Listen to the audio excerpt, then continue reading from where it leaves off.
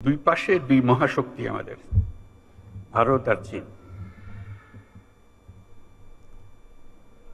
তারা দ্রুত গতিতে এগিয়ে যাবে। আমরা যেহেতু মাঝখানে আছি, আমাদেরকে ফেলে যেতে পারবে না। তাদের বাতাসে আমরা উঠতে থাকব। সেই থেকেই আমার বদ্ধমূল ধারণা, বাংলাদেশের ভবিষ্যৎ অতি চমৎকার। শুধু প্রতিবেশী দেশের সঙ্গে একটা সম্পর্ক করা, যাতে করে আমরা এই 40 মাইল বা যে দূরত্বটুকু দুই দেশের মধ্যে আছে, নেপাল আর বাংলাদেশের মধ্যে, ওটুকু অতিক্রম করা, আর কিচ্ছু না। বাংলাদেশকে জুড়ে রয়েছে দুই মহাশক্তি চীন এবং ভারত। তারা উঠবে, তাদের সঙ্গেই বাংলাদেশও উঠবে, আশা প্রকাশ করছেন মোহাম্মদ ইউনূস।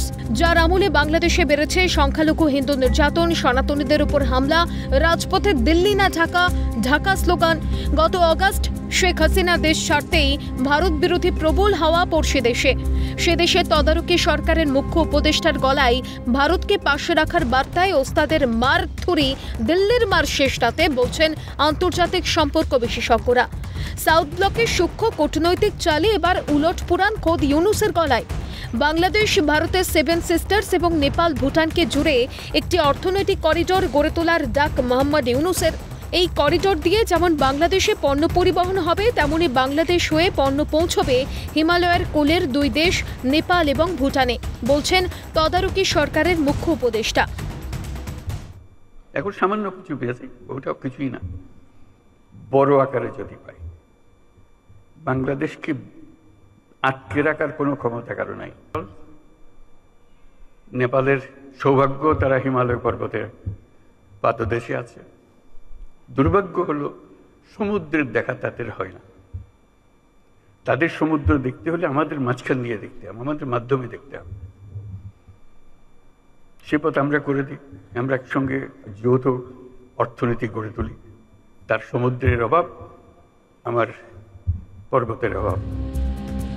আন্তর্জাতিক সম্পর্ক বিশেষজ্ঞরা বলছেন, গত বছর 5 দিনে কলকাতা দখলের ডাক দিয়েছিলেন বাংলাদেশের প্রাক্তন সেনাকর্তারা।